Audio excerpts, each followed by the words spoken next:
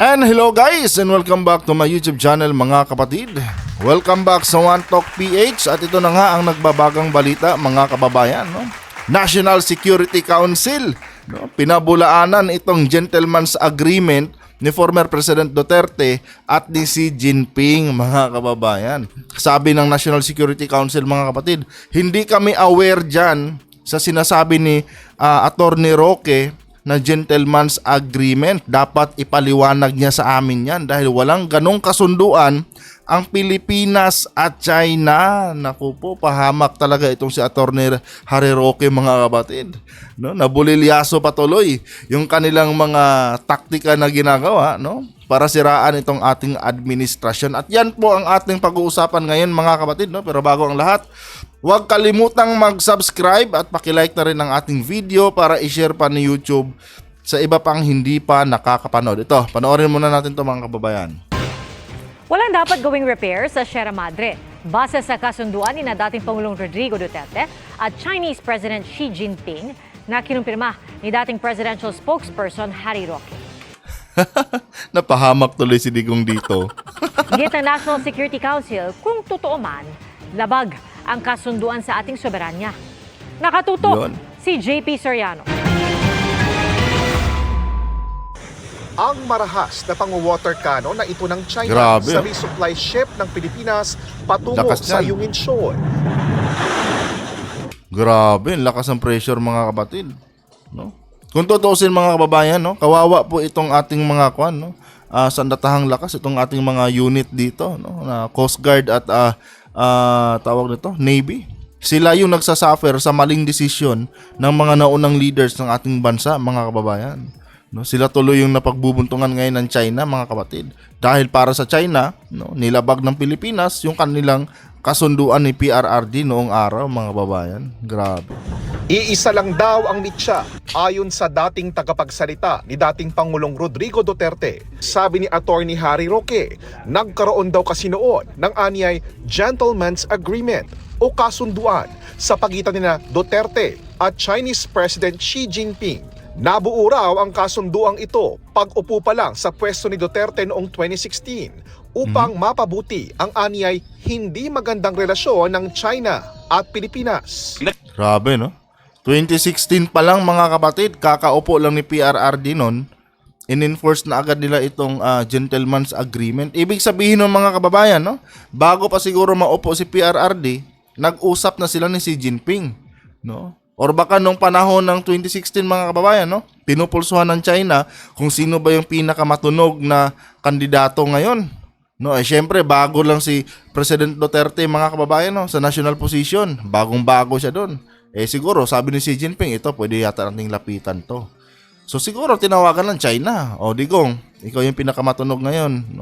Para hindi maging magulo itong itong gobyerno mo, pag nanalo ka, since na ikaw na may isang yamado na sa pagka-presidente, magkaroon na lang tayo ng kasunduan.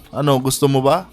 And siguro, green up din yun ni former president mga kapatid, dahil pabor yun sa kanyang administration. Dahil noong 2016 mga kababayan, saktong-sakto yun, nakakapanalo lang yata ng Pilipinas noon sa International Court, particular dyan sa WPS. So siguro, nilinlang siya ni Xi Jinping na, Digong, payag ka? Magkaroon na lang tayo ng ganitong agreement, para yung administrasyon mo, walang gulo.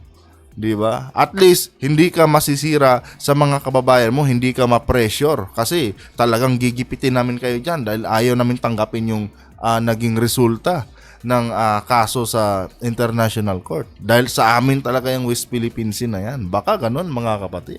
Tuloy natin. Nagkaroon kasi ng gentleman's agreement. Ito ay oral sa panahon ni Presidente Duterte na ang parehong panig, ang China at Pilipinas, ay rerespetuhin ang status quo. Ibig sabihin, wala ring gagawing hakbang ang Pilipinas na i-repair yung Ayungin Shoal, yung Sierra Madre. At ang sabi ng mga Chino, kaya nila winater cannon kasi taliwas yun sa kasunduan na status quo. Mas taliwas yun sa konstitusyon ng Pilipinas, mga kababayan. Tuloy natin. Alang status quo, hindi dapat magpapadala ng mga materyales for repair nung Sierra Madre. Ganito rin ang sinabi ng isang mataas na opisyal ng China na nakausap ng GMA Integrated News. Talaga? Tumanggi siyang mapangalanan pero anya, kasama sa kasunduan ni Duterte at Xi na isang barko lang ang pwedeng pumasok sa Ayungin Shoal. Isang barko lang ang dapat pumasok sa Ayungin Shoal, mga kapatid. So, yung ginagawa pala talaga nating resupply mission, mga kababayan, ay kung pagbabasihan natin yung sinasabi ng gentleman's agreement, no, nilalabag pala talaga ng Pilipinas yung kasunduan, mga kababayan.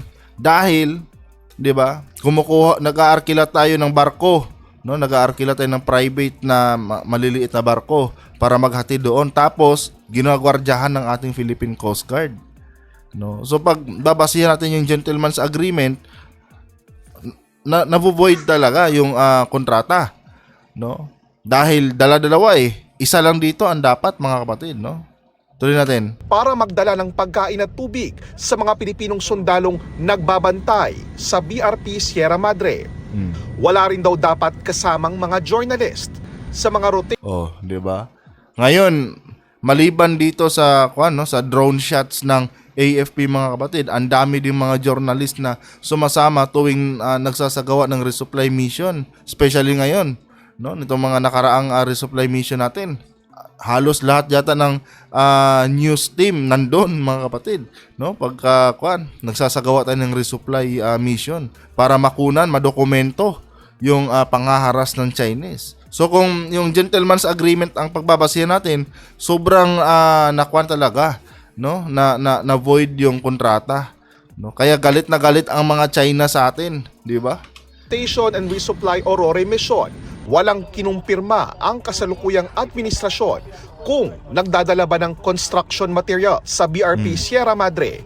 Kahit naman walang dala, mga kababayan, no, sobra-sobra pa rin yung mga barko at may kasamang media. Against yan doon, no, sa gentleman's agreement ni PRRD at ni Xi Jinping. No? Kaya sabi ng China, walang words of honor ang Pilipinas dahil sila mismo nag-violate sa kasunduan, mga kapatid.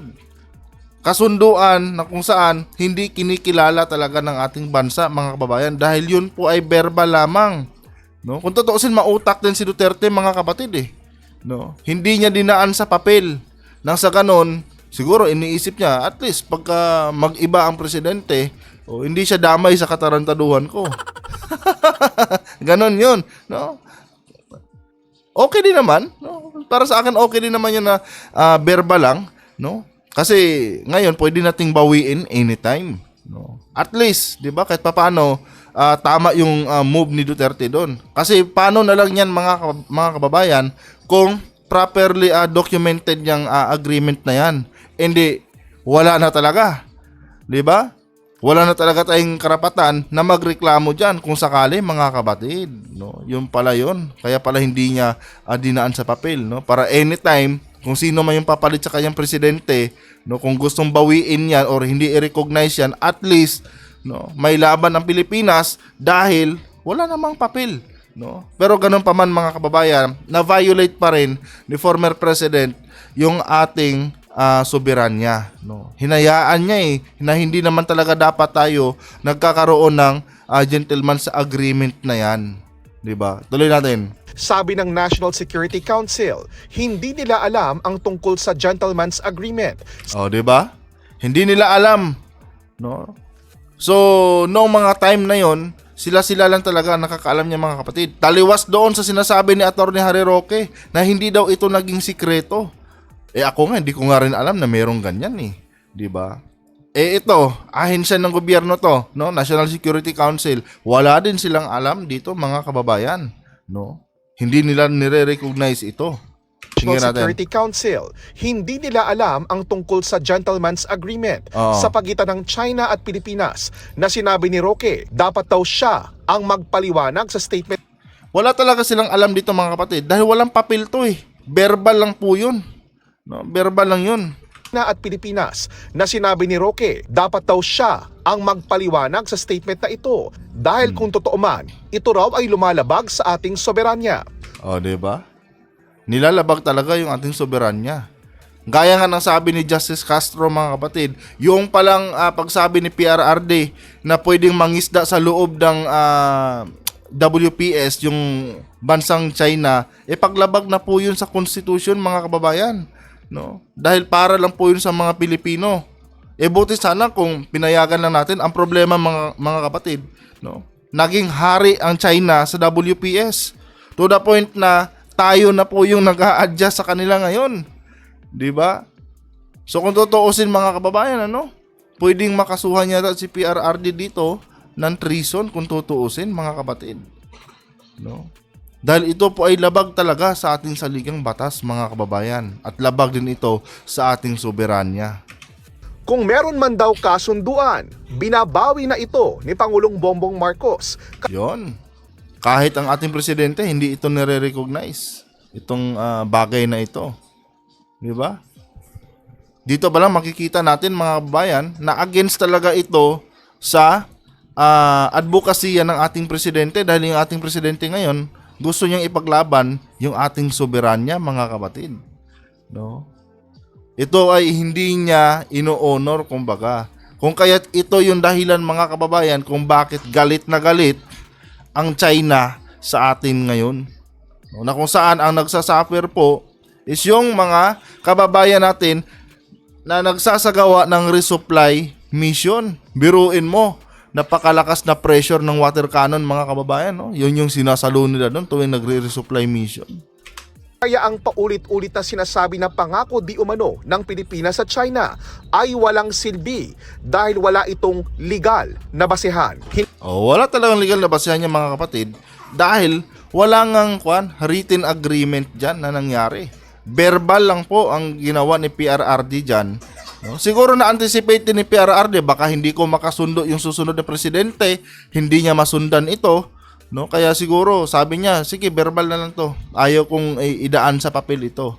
No? Kahit pa paano naman, mga kababayan, no? Okay din naman yung ginawa ni PRRD dyan na naging verbal. Kanya nga lang, mga kapatid, no?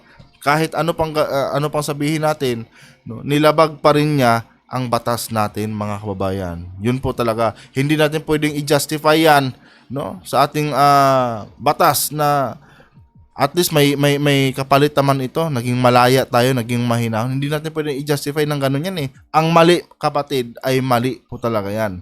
No, kahit ano pang sabihin natin. China ay walang silbi dahil wala itong legal na basehan. Hiningan namin ng reaksyon ang Department of Foreign Affairs pero wala pa silang tugon sa ngayon. Nauna naman nilang sinabi na may mga isinumiteng proposal ang China sa Pilipinas kamakailan kaugnay sa pagsasagawa ng mga RORI mission patungong BRP Sierra Madre. Alam nyo, hindi talaga tayo dapat makikisang-ayon dyan sa mga proposal ng China. Dahil wala talaga silang karapatan dyan sa may West Philippine Sea. No. Hindi sila dapat nandyan. No. Kaya tama lang yung desisyon ng ating presidente na huwag kilalanin yung gentleman's agreement na yan ni PRRD. No.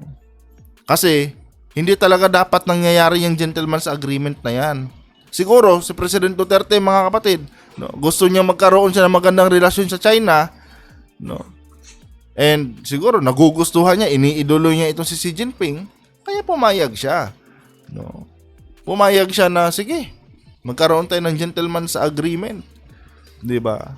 Although nung mga panahon na 'yon, nag-benefits din naman yung ating mga mangingisda. The fact na violate niya yung ating soberanya, yung ating konstitusyon, no, yung ating batas, no. Hindi pwedeng gawing excuse 'yun.